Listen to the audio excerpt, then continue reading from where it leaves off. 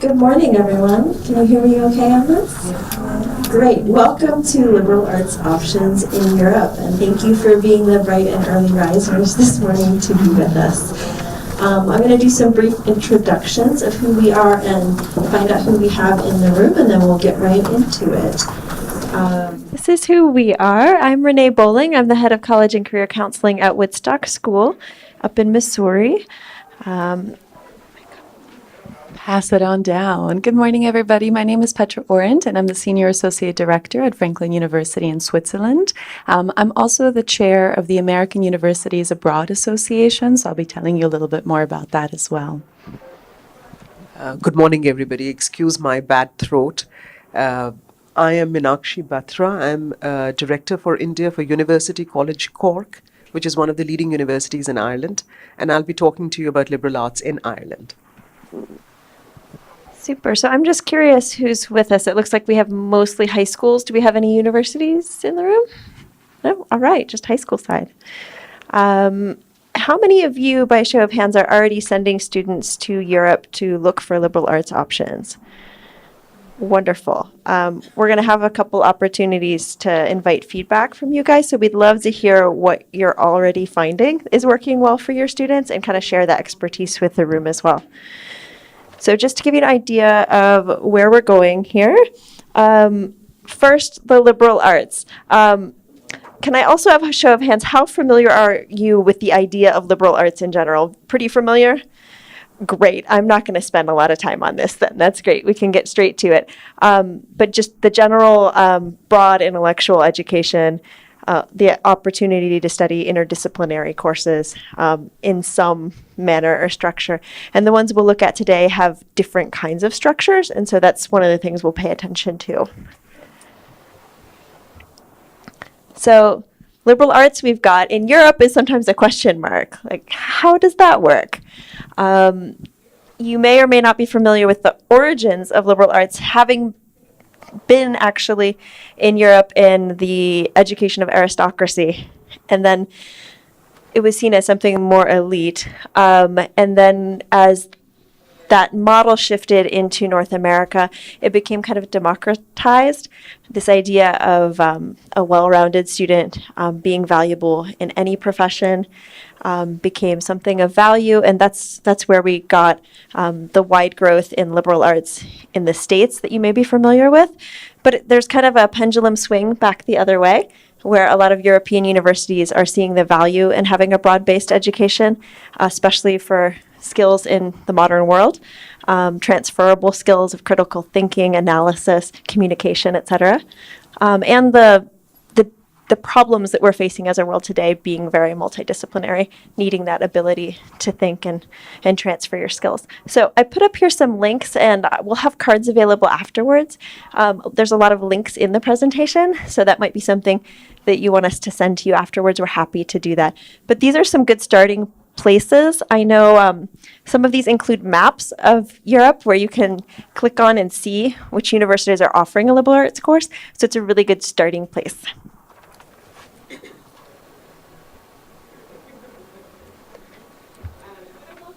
So what I want to know is, where have your students been happy already? If you wouldn't mind raising your hand and sharing, those of you who already have students, you can name countries or specific universities. I'm just curious, where have your students already been going?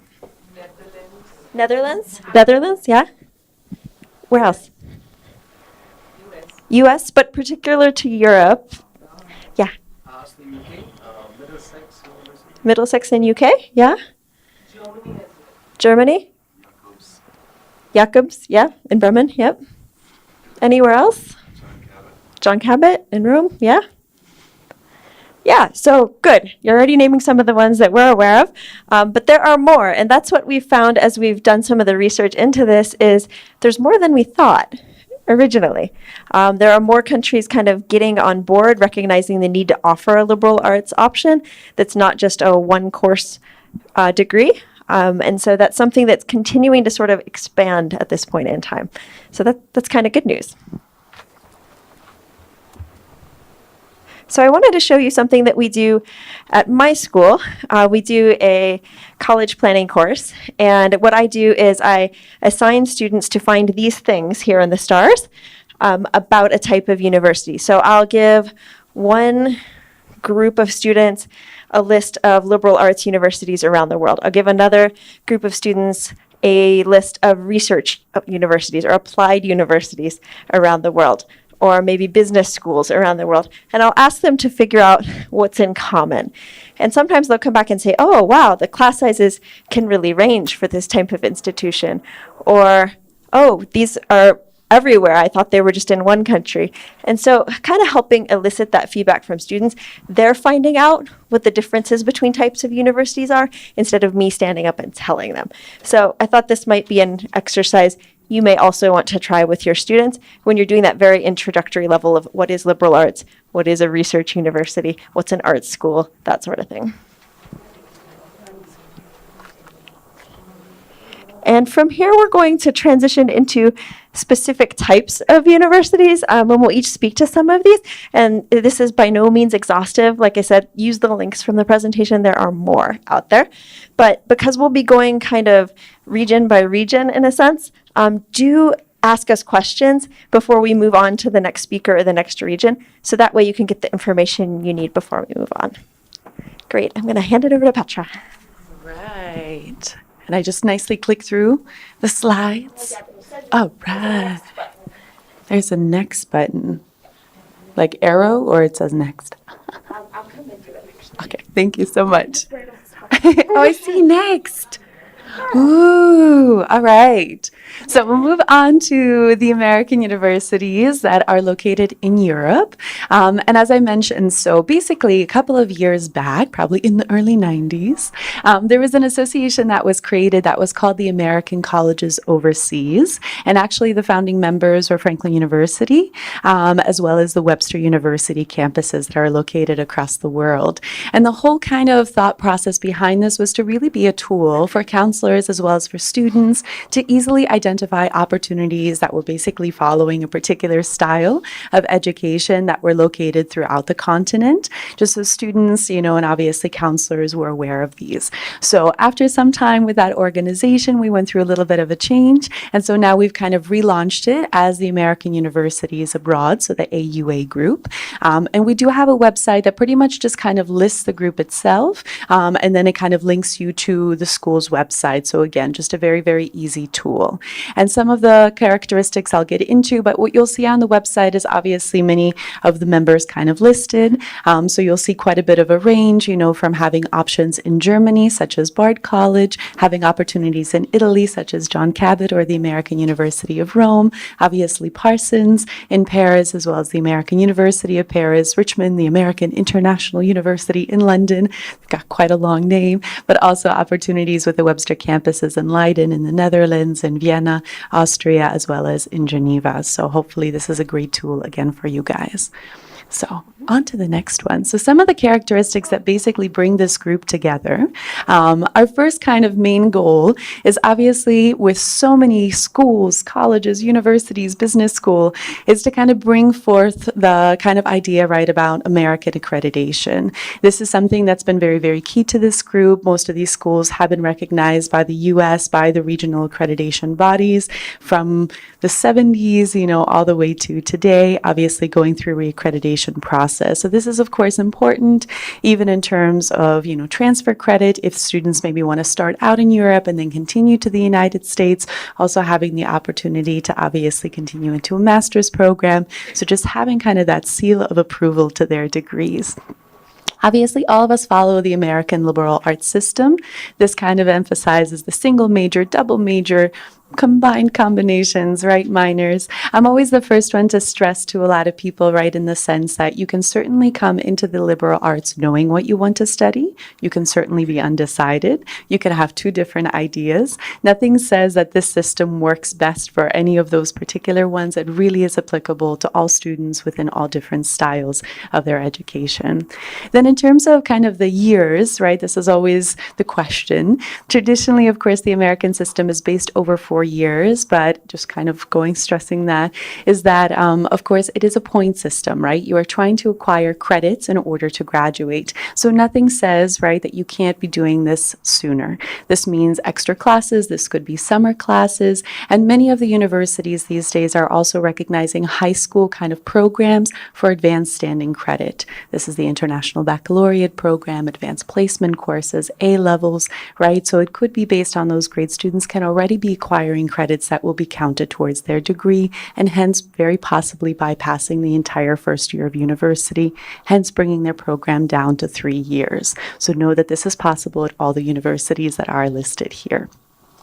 Academic advising, right? The fact that we don't expect the students to understand this entire system because it's not a set of courses that they're taking in year 1, year 2, year 3, that they do have a lot of choice. Every single student can have a different course list, so they do have somebody that's there, obviously, from the very beginning to help them understand that. And a lot of this goes back to size, right? So obviously, for those of you that know the United States, you see that there is quite a bit of range in terms of how many students are attending these universities.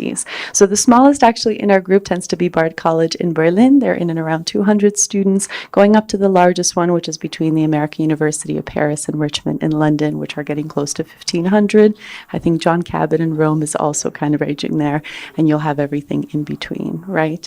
We're obviously traveling quite a bit of the world to attract international students because it is very student-centered. We want to see them kind of involved, and just know there's different kind of travel opportunities, whether it's within the semester, for the year, with partner institutions. So we're also encouraging students not only to come to Europe, but also start exploring the rest of the world with these great opportunities.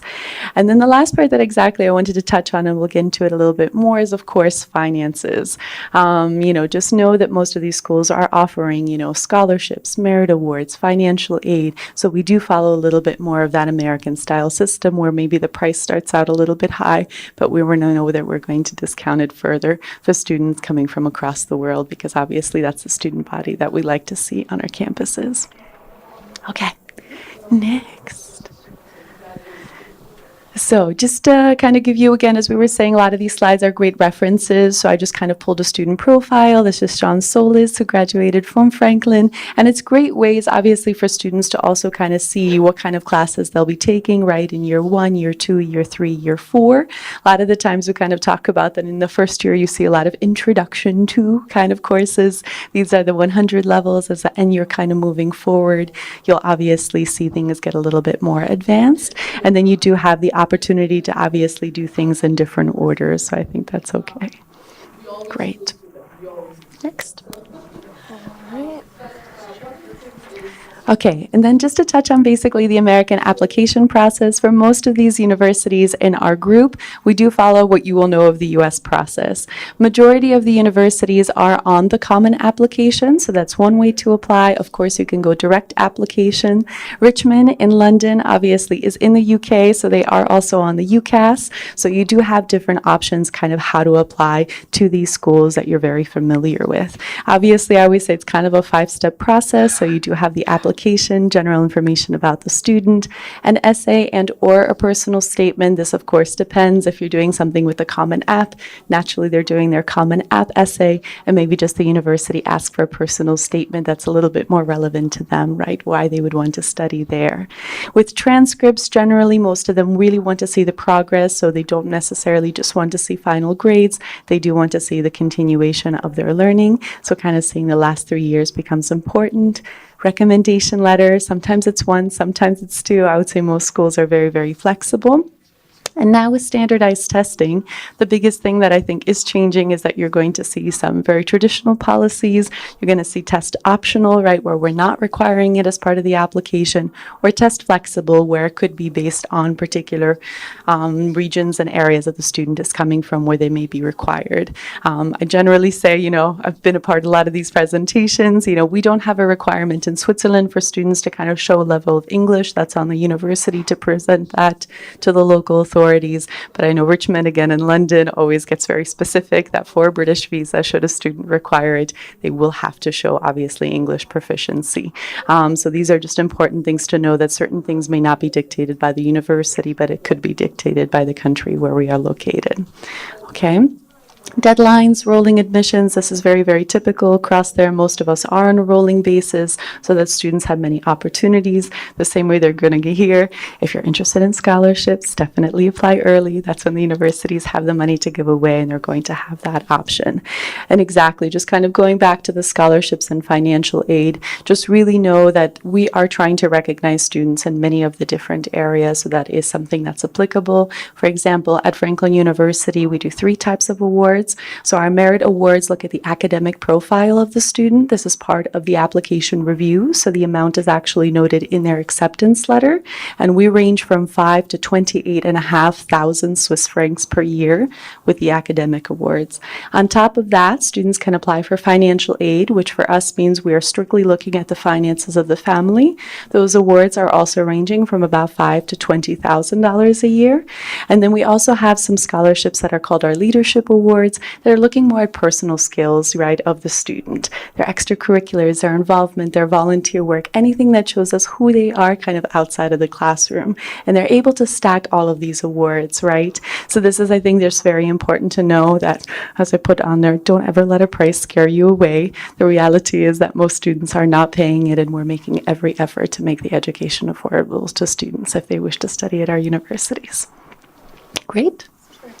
Thank you. And if I could add in, I've had students applying to the American Universities Abroad campus, and I would say for students for whom visa is an issue in many Western countries, they may find some of these countries' policies maybe a little bit more open in terms of visa, and it can vary by country. So it's worth a look at these if you have refugee students, if you have students from countries affected by the U.S. travel ban, these might be worth a look.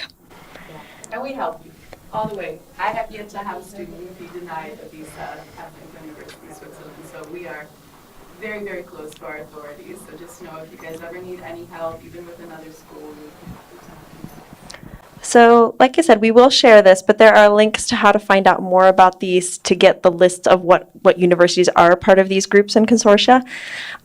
If you have any questions right now about this type of opportunity abroad, I think Petra would be happy to answer questions about that now. So feel free to ask if you have questions specific to this group of colleges.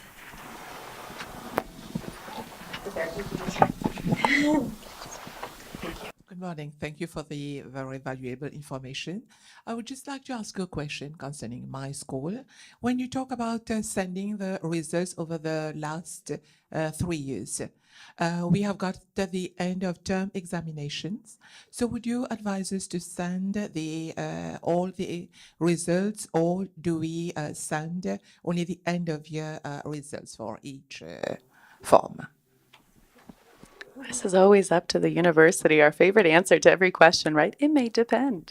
I think for many of them, obviously, they're really trying to understand the system, right? So for many of these universities, obviously, they do have a representative that is in charge of India. And I think usually that's the great person to kind of contact, right? In terms of, do they know the system well enough to say the end of the year results are perfectly fine for us? We understand how that works. It could be somebody, obviously, that's newer and still learning about the process, right? So they may be more insistent on saying send everything and then we'll kind of evaluate it. I always rest on the point that we're never trying to, in any of our admissions committees, obviously downgrade the student in any way, right? So to me, more information is never going to hurt their chances. And I know this was kind of mentioned, I don't know if you guys were in the other Europe session yesterday about the European Consortium and things like that, but I think they made a really good point in the sense that at many of the public universities, you know, in Europe, it's the same in Switzerland. Obviously, the focus is on students are more than welcome to start university and try. But even in Switzerland on a yearly basis, the statistic is that from first to second year of university, the universities will fail 60% of the students. 60% of the students that start university will not continue to year 2. And I think a lot of the times when we talk about our options, you know, in this American style system, that when we're in admissions committees, we want to see students, right, that are going to be successful at our schools. We want to see them towards graduation. So we want to say yes to students who are going to benefit from this system. So in this sense, I always say exactly, we're really kind of looking, right, at the potential of the student, and it's never going to be something that will hold against them. Super. So up next, I'm going to touch briefly on liberal arts degrees in the UK. How many of you have already had students applying for a liberal arts degree in the UK before? Okay, good. This is kind of a newer category. It's been around a few years. UCAS you may be familiar with. The good news is if it's a UK university, generally their application has the one application form through UCAS, and that's true of liberal arts degrees offered at historic research universities in the UK. I did a quick search, and I'll have the link shared in here, of the 16 degree providers. If you type into the UCAS search form liberal arts, then it will just bring up all the providers currently offering that. And that's something that's likely to grow because this has been trending in the UK. Foundation years often are also options. There can be a liberal arts themed foundation year. So if you have a student whose scores, results are just not quite there for the universities they're aiming for, maybe they are ambitious, their family is ambitious, you could look at a foundation year entry for this as well, which would end up being a 4-year degree. But otherwise, the liberal arts degrees generally are 3 years, but do check for that. Sometimes, depending on the depth involved in a subject, some of them can be offered as a 4-year. UK is kind of experimenting with mixing breadth and depth. Depth would be the traditional degree where you study one thing for your 3 years, and this would be introducing a new idea of breadth, basically, back into the system. So I've given you just a couple examples of what you can see for entry requirements. They can vary, just like any other course. A more competitive liberal arts degree in the UK is going to be asking for higher results. And usually, just like any other course in UCAS, you can check for entry requirements by your qualification type. So that's not a hard thing to find. Do check the subjects and the teaching method. How these are structured is quite different from school to school. More of the liberal arts degrees in the UK are focused on the arts and the humanities, but you can find some that allow students to also take science subjects, communication subjects, and mix and match from across a broader faculty. So that's something to check for. If a student just really wants to do arts or social science, humanities subjects, then it's really easy to mix and match those at pretty much any of these. But if they're looking to do something a little broader outside of the humanities and arts, then there's going to be fewer courses that might apply to them. The teaching method varies as well. These courses tend to be focused more on a smaller discussion-based classroom, but that's not true absolutely everywhere. Some of them are going to be more traditional lecture style with examination courses. So that's something where you can read up about the modules and the course on UCAS itself or on the university webpage and get a sense for how these are distinct from each other. I wanted to mention the Scottish universities as well. How many of you are familiar with how Scottish universities are structured? A little bit? Okay, so that's something that it's important to highlight. Most British degrees are 3 years. Scottish degrees are 4 years. And in general, at Scottish universities, you start with 3 subjects of your choice in first year. Then you narrow down to 2, usually in your second year, and then you either stick with 2 all the way through, or you specialize in 1 and go deeper into it. So the general structure of a Scottish university degree is to start off with breadth, not to just choose one subject. So we've had students doing that for a number of years, realizing that they're getting the benefit of the American-style liberal arts education, with the ability that if they make up their mind in year 1, they can still go pretty deep into their subject if they want to in the last 3 years. So I think that's an important difference to highlight. A few notes that I had here I wanted to share. The program at SOAS, if you're familiar with them, has a very global focus where students do a regional specialization and they can sample subjects in the humanities. Warwick uses problem-based learning. So if you have students that like that type where they're really set a project and the teacher's not going to talk at them, they're going to ask the students to do the work in the classroom, then look at Warwick for problem-based learning, especially for economics, life sciences, and classics. At Nottingham, you choose 2 subjects from a preset list. Oops, sorry. At UCL, UCL's program involves more science and quantitative coursework. So a number of these programs are more arts and humanities focused. The UCL one specifically makes students do a quantitative core. So if you have a student that wants to do science and arts, then that might be a good one to look at. So here are just a sampling so you can see what's different. I put up the King's College and the Durham options, and you can see these are definitely more arts, humanities, and social science focused. They're liberal arts degrees, but they're allowing you to choose subjects within here and combine 2 or 3 of them. And they're not a joint honors degree where it's a preset combination. You decide which subjects you're going to take and put together. So I think that's a nice amount of flexibility UK is introducing. I could see students being interested in, say, doing a subject in the social sciences and then maybe adding on economics or business. That'd be a nice combination. Just some distinctives here. Let's see. How it works is King's is students do gateway modules in the first year to choose their major pathways going forward.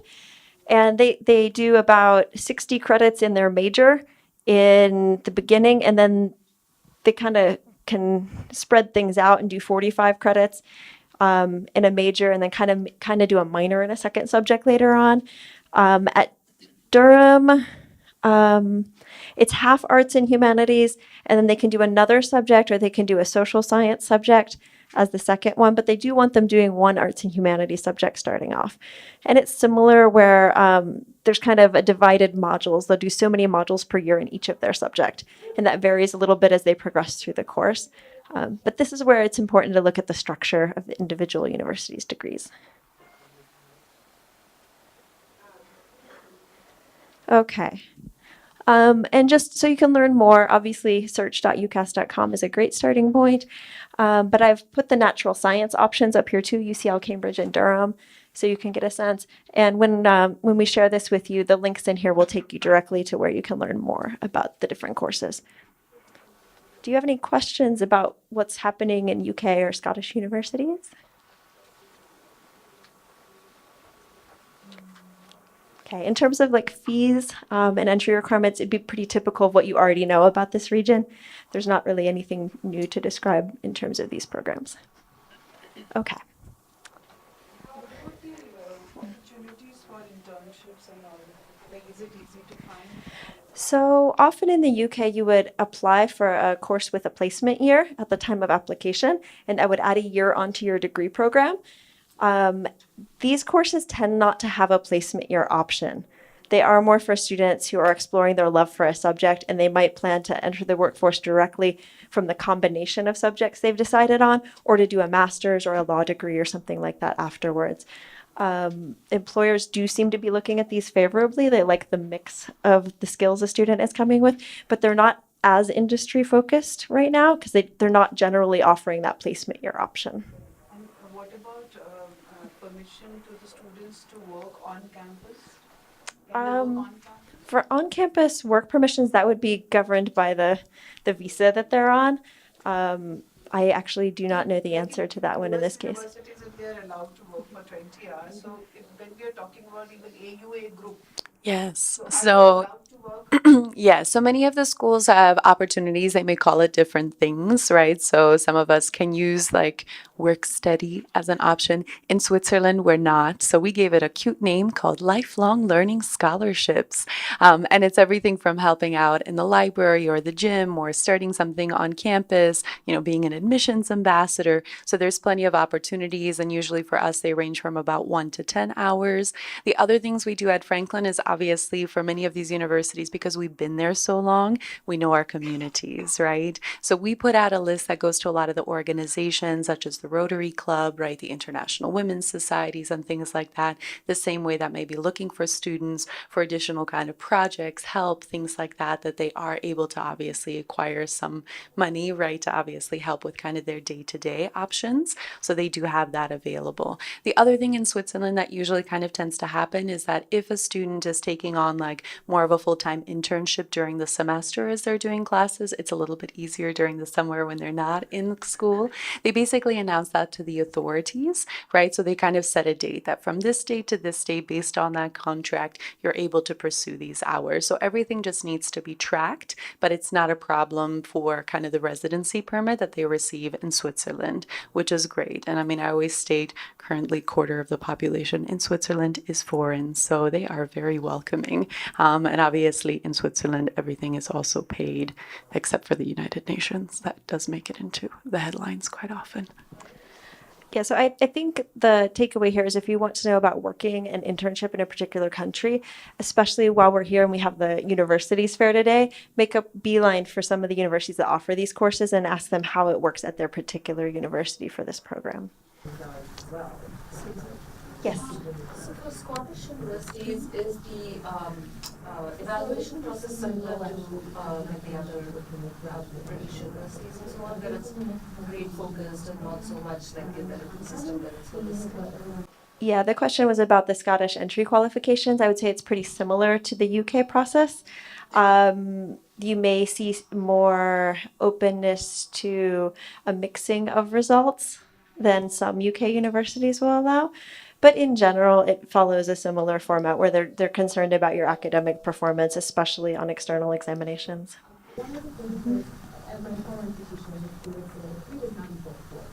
Okay. Yeah. Clarify, if we do the 3 years course here, for the post-graduation in US and all, you need 16 years, so would we be requiring another year somewhere? Or would these 3 years will be considered as 15 years and accepted in US for the post-graduation? So again, it's going to depend on the degrees in the country. So I know that American universities abroad, they're accredited US degrees, so there's no issue there.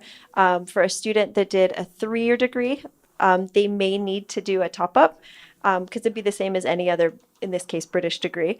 But Scottish university degrees are a 4-year degree, so that's a little different. As well, students that are looking at law, the Scottish universities, if they're trying to meet the 5-year law requirement for India, that might be something that's worth a look at because it'd be an easy transition. So students can check the Bar Council list in India to see which universities are a good fit for that because it's not everybody. Yeah, but it's really up to the accreditation, right? I mean, I think that's really what we're kind of saying. So kind of if you kind of explain that, then that's going to kind of answer everything that you need to know.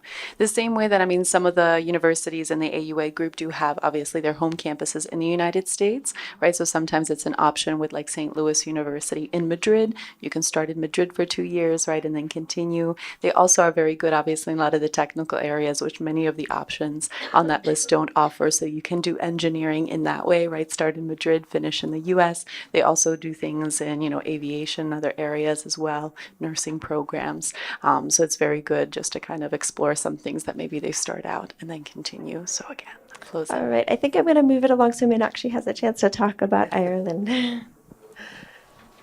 All right. I know that all of you are quite familiar with the US and with the UK. How many are really familiar with Ireland? Let me stand a little this side. Ireland, oh, very good, very good. I see a few hands up. So Ireland, as you know, is a tiny little country off the coast of UK. I just want to touch very, very briefly on certain aspects that many people may not know about Ireland. So this tiny little country, which has a population of less than 5 million, so all the Irish could come and settle in a suburb of Delhi, and we wouldn't notice them. Okay, so this tiny little country really packs a punch well above its weight. So after the Silicon Valley of the United States, Ireland is the largest producer of software products. 15 of the top pharma companies have their R&D and manufacturing facilities in Ireland. 17 of the top medical devices companies have their R&D and manufacturing in Ireland. 95% of all aircrafts are leased and financed out of Ireland. So now with Brexit, we are finding that a lot of financial services are moving into Ireland. So as I introduced, I belong to the University College Cork. So I would be giving a sample of the courses from that university because I'm most familiar with that, but you could transpose that to the 7 main universities that we do have in Ireland. So it would be more or less the same. So as you can see in this particular slide, we have Oscar Wilde there.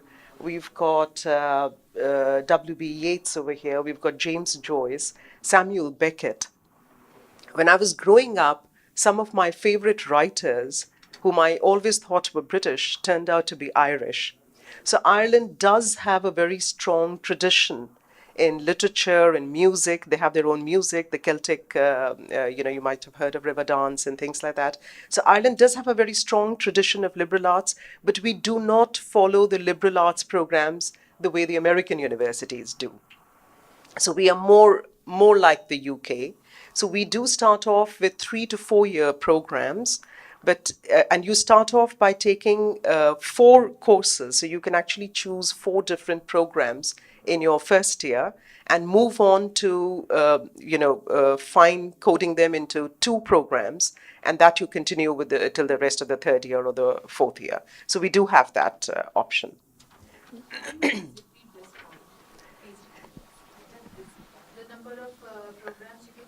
So you can choose 4 programs in the first year in the liberal arts thing, and then you can move on to having 2 programs from the 2nd, 3rd, and 4th years. Yeah. And just to clarify, some of the Irish universities offer 3-year and some offer 4-year 4 years. courses. So you'll have to look at the university for what they're offering. Yeah, and it also depends from program to program. So University College Cork actually offers certain programs are 3 years in liberal arts and certain are 4 years. So even in our own university, we've got both the options. Now, Ireland is actually a very, very multicultural society. In fact, the Irish government, for its small size, has been extremely effective and efficient in attracting foreign direct investment into Ireland. So there are more than 1,000 multinationals that have made Ireland its international headquarters. So you actually do have, and one of the things that we tell foreign companies is that you get a multilingual skill in Ireland, and that's because it is a multicultural society. The post-degree work visa is for 2 years. So the Irish government, after your post-graduation, is allowing you to stay back for 2 years. And after undergraduation, you can stay back for 1 year to look for work. But I think one of the questions asked was that, what about working while you are studying? So you are allowed to work for 20 hours a week while the program is on, and 40 hours a week during holidays. And these are, of course, typically daily. Yes. Just on the post-degree work visa, Yeah. is it the student visa that extends, or is it a separate visa that you apply for and then you may or may not get? So it is a student visa that gets extended. Okay. So after you get your degree, you actually have to go to the immigration office, and then they stamp it for 1 year plus 1 year. Yeah. There's the sample subjects and, the degree structure. I've already mentioned the degree structure that we have. Sample courses, sample subjects, so we'll just do it in the next slide. And as I mentioned, we have 7 main universities, and then we do have a lot of other private colleges, etc. The next slide is about the financing. Okay. Do we have the one with the programs? Do not have one of them. Do you want to speak about the programs for a minute? Okay, all right. Okay, we seem to be missing the one with the programs. So, we have all kinds of programs in Ireland. The kind of programs that Renee gave you for the UK universities. So we've got all the different kinds of arts. We've got music. We've got theatre studies, film and screen media, psychology, political science, international relations, economics, mathematics. A whole range of subjects comes into our humanity programs. I mean, you can think about it and it's all there. A history of art and, all the subjects. I can send anyone who wants, a typical list of programs. We'll just talk about the entry criteria. So for the entry into, and this again, I'm talking specific to University College Cork, but you can transpose it to the other universities. We have 2 kinds of programs, a Band 3 program and a Band 2 program. So for a Band 3 program, we are looking at ICSE and CBSE students. We are looking at 75 to 79%. In the final, in the 12th standard thing. For Band 2 programs, we are looking at 80% and above That's our entry requirement. We do need the English language proficiency test, which could either be IELTS or TOEFL or Cambridge or Pearson. And typically, so there are certain programs, that you'll have to go according to the university what they At Cork, for example, would economics be where a band 2. Yeah. So tuition fees normally in University College Cork, again, I'm stressing on that, because I'm most familiar with that. The tuition fees is 12 to 14,000 euros per annum. That's your standard tuition fees. As you can see, it's relatively on the lower side. We do have scholarships, which are very transparent and based on merit. And we also have what in University College Cork, we have a scholarship which is called the Quercus Scholarship, which actually can reduce your fees by 50%. And if you do not get it on application when you're applying from India, you can actually apply for the Quercus in your second year. So you have an options of getting that Quercus Scholarship in this year 2, 3, 4. And I had the opportunity to do a tour of Irish universities last year, which I highly recommend with Education Ireland. And I found that there was a great variety of types of universities on offer, as well as fees and scholarship opportunities. So that's something, if this is a new area to you, do spend a little time looking around Irish university websites, comparing fees. Different locations can vary quite a bit on that. Yeah. And we do have internship options as well. I remember there was a question on internships. So we do have internship options. As I said, there are more than 1,000 multinationals that are based in Ireland as international headquarters. And all of these are looking for talent. And the tiny population of Ireland that I've already mentioned cannot provide the talent that all these companies require. So we are looking for our foreign students to provide that. So what is the IB equivalent? So IB equivalent it ranges from 24 upwards. So depending on the program again, it could be 24, and I'm talking of 24 out of 42, not counting the bonus points. Yeah. Another thing that I would mention about Ireland is exactly what Meenakshi said. Hiring opportunities are incredibly strong in STEM. University after university has told me that if international students are a STEM, a computer science, data, something like that major, and they want to stay, there's no problem getting hired by a very good company, multinational, upon graduation. So in terms of career prospects, that's something to really emphasize to your parents. Thanks a lot, Renee. That's a very, very important point. Yes. What percentage of the students in Irish universities are international? And more importantly, what percentage do you think come from non-European countries? So I'll give you an example again for University College Cork. Our total number of students are 20,000, 2021 I think now. 3,000 plus are international students, out of which more than 250 are now Indian students. Okay, and when I say 3,000 plus, they are all non-EU. The 3,000 plus are all non-EU. Okay, so for us, we count Irish as well as European EU students as domestic students. So anything out of the EU is a foreign student for us. Yeah. Yes. In India, we have national open school also, and there are many students, who opt for national open school. So do you give equal importance to a student who has done it? I'm afraid I don't think so. We do. No, we don't. Yeah, that's a question that has been coming again and again, and no, we don't. Not as yet. And what about students with learning disabilities? Do you provide any support? Yes, we do that. Yes, there is.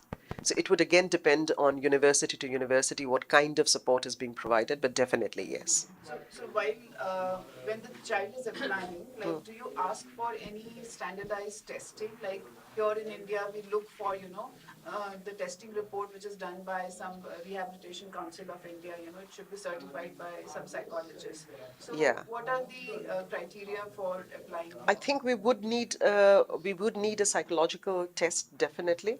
Okay. But for general students, Except for your 12th standard marks and your English proficiency, we don't need anything else. Okay. So with students with disabilities, if it is a physical disability, then nothing. Then you're treated as a normal. Only if it is a mental disability that you might require, you would have this. And that again goes from university to university. Great, thank you. Okay, I'll take this. Last one, and let's just see again where our room is at because we're wanting to kind of get through the presentation and leave a little question time. How many of you are familiar with liberal arts options in Netherlands already? No, okay. So I will cover this, but I'll try to do it justice. We had a colleague who was going to join us, but I think their session got scheduled at the same time. So I'll just cover this from my background in working with university colleges. So historic Dutch universities have been around for a very long time. They are very large, very highly ranked world research universities. And in the past 10 to 12 years, they have been starting something called university colleges, which is a liberal arts campus offshoot either on the campus or nearby a campus of their major research university. So here's some examples of how a traditional research degree would vary from a university college degree. They can be 3 or 4 years. It depends on the institution offering it. You can see the fee range is pretty reasonable, and partial up to half scholarships of tuition are available. They tend to be smaller programs. So you're talking about an entry cohort of around maybe 200 to 400 students on the high side. Often the students are housed together. So they are really a cohort going through small discussion-based classes, maybe 12, 16 students in a class. And they're really expected to have done their work and be ready to come and discuss. They can't just sit back in a lecture hall. This is something for an engaged student who really wants this kind of experience. I would say take a look at where they're located, because the programs that are within the larger research university, students are going to mix more with the traditional campus students than if they're in a little more of an isolated setting. Then they'll basically just have each other kind of as a student body. So that can change the student experience a lot depending on what the student is looking for. But it's drawing on the faculties and the strengths in academics that these universities have had for a very long time. And it's breaking it down into a liberal arts style format where students are choosing a major, a couple majors, a pathway program, a minor, and getting to sample a few subjects along the way in a very kind of faculty intensive experience where they're getting a lot of time with their professors. So very similar to the North American model. The University College Maastricht, I want to highlight as having a problem-based learning. Again, so students come to class and work on a project together. They solve problems together, and that's how every class goes through their years of their degree. And they're really known for that program at Maastricht. Often there's an academic core in the subjects. These university colleges in the Netherlands usually involve a science stream. So students don't have to select that, but if they want to, they can choose from humanities, arts, and sciences. So there are even some options where students, if they learn Dutch along the way of their degree, can be eligible to apply for medicine in the Netherlands. So that's an interesting option.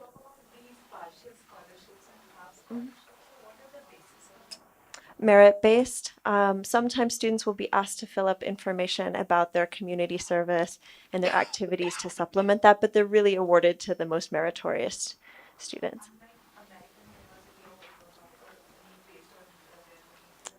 There is very little need-based for international students. I have seen students be awarded it kind of as a top-up to their merit scholarship, but it still doesn't usually cover full tuition. Yeah. For admissions, IB minimums, you're looking at 32, 33. If students are giving APs, then they want usually 4s as the minimum scores. Indian boards, they're wanting students to have 5 subjects, at least 75% or higher. Some of the more competitive programs are obviously going to be in the 80s for what they're looking for. Let's see. Just to give you a sampling of some of the courses that I've had students take, there's like a track on energy, climate, and sustainability at Amsterdam University College. health and well-being, cities and cultures, information and cognition, so that they're really trying to group subjects together already in tracks, and then students can take electives within those tracks that appeal to them. So for students that really are already into looking at how to solve global problems, this might be an attractive way to explore that at university. It should be noted that most Dutch students do a master's before entering the workforce. So if they wanted to remain in the Netherlands after studying there, it would be advisable to learn the Dutch language and plan to do a one-year master's afterwards. Do they have a post-study period or work option? I'm trying to remember the work option. I think you'd have to ask one of the Dutch universities that, because I don't remember how long they can stay. But I do know that if they haven't learned Dutch along the way, that's going to be a barrier to some of the jobs.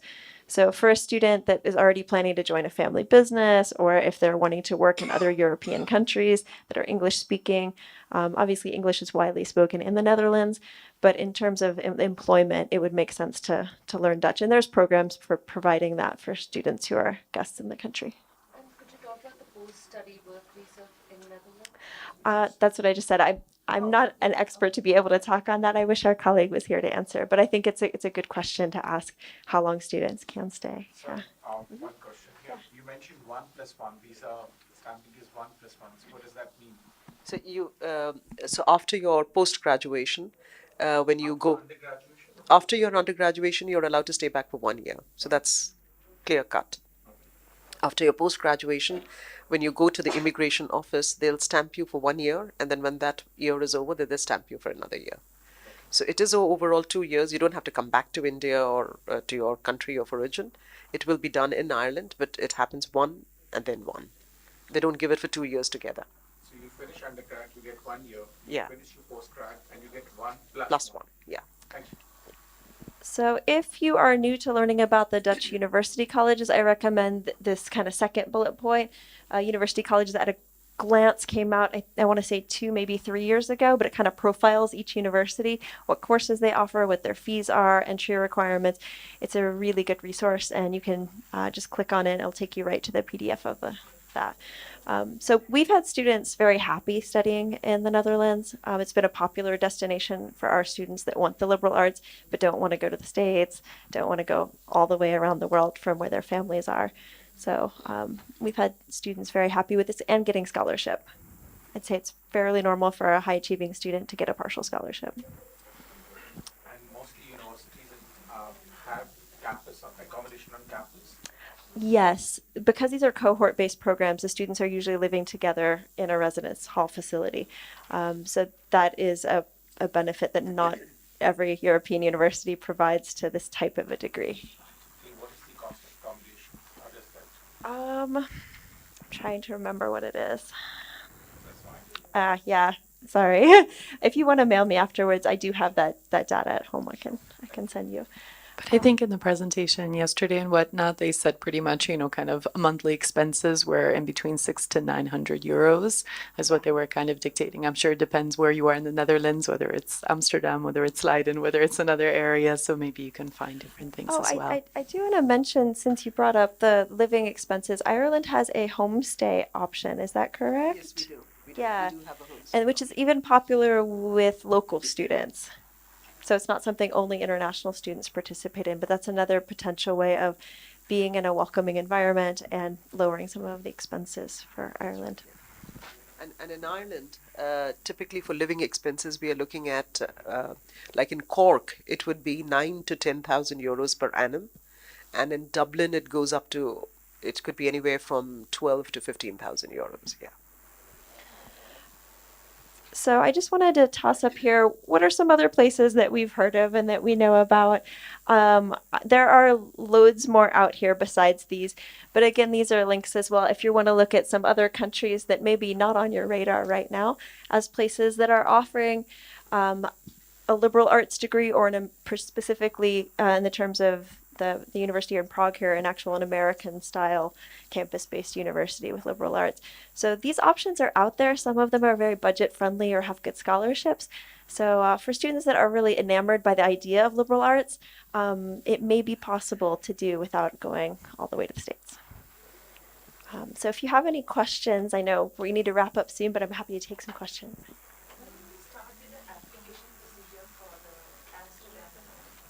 So my students for Amsterdam and for the Dutch university colleges, they're beginning now. They often hear back a little sooner than counterparts in other countries. But yeah, normally they're applying by December, January.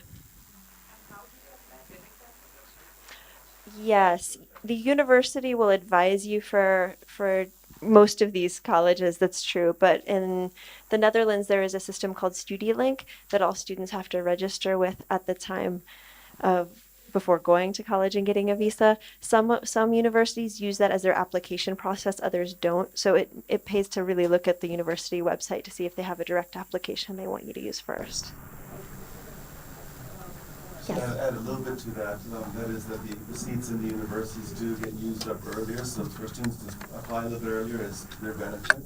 However, do be aware that they will get a letter saying that they want a commitment within 2 weeks of the acceptance.